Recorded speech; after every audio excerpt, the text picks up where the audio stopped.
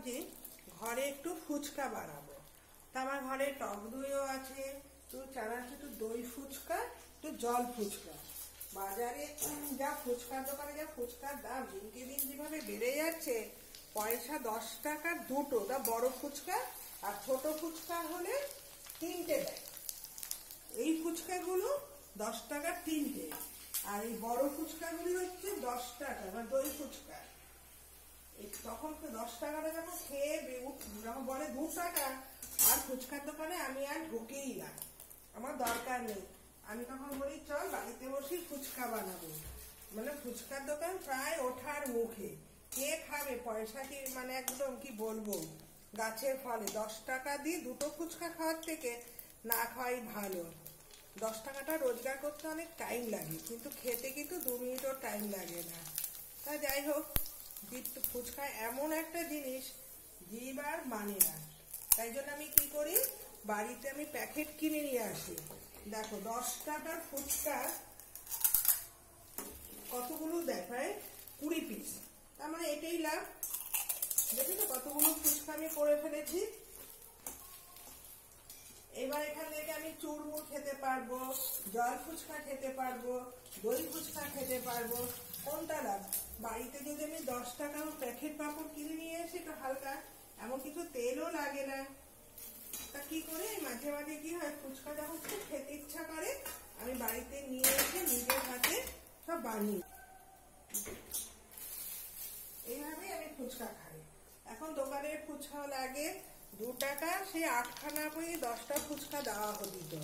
আর এখন সেখানে ফুচকার বাজারে গেলে ফুচকারা বসেই থাকে, বাসি আসো। কি করবো বলো, তোমরা দিনকে দিন জিনিসের দাম বাড়াচ্ছ, আমার তো কিছু করণীয় নেই। তোমরা দাম বাড়াতে থাকো, লোকজন বেশি করে এসে খাওয়া দাওয়া করবে।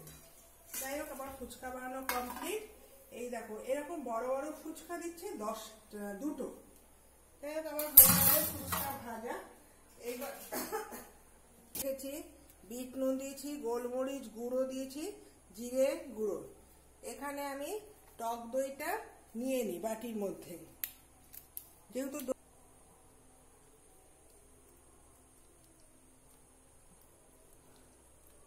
জিরাটা একটু তেঁতুলটাকে আমি গুলে নিচ্ছি।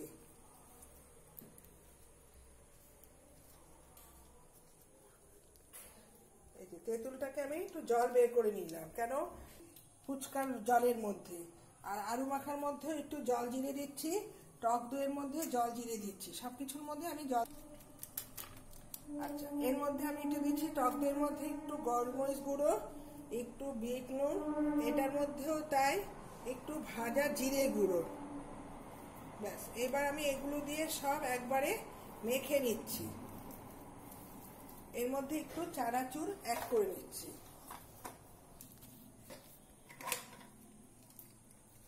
এর মধ্যে একটু টক জল এখান থেকে মিক্সড করে নিলাম।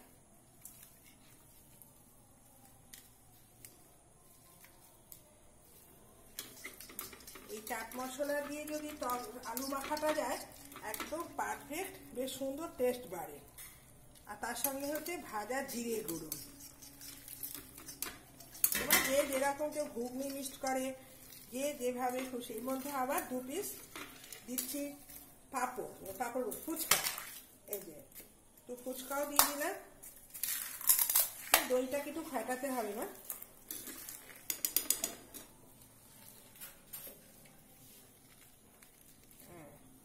এবার আমি দই ফুচকার জন্য আমি 2টো ফুচকা নিলাম। এর মধ্যে একটু আলু পুর ঢুকিয়ে দিলাম। এমনি 2 চামচ দই দিয়ে দাও।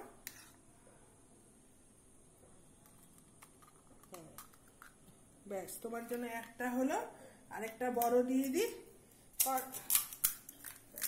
এই দেখো দই ফুচকার মধ্যে এটা দিয়ে দিলাম। একটু দইটাও একটু বেশি দিচ্ছি, যেহেতু দই ফুচকা। আর দেবো জল ফুচকা, এটা তেঁতুলের জল দিয়ে খাওয়া হবে। ব্যাস, সঙ্গে থেকো। এবার আমরা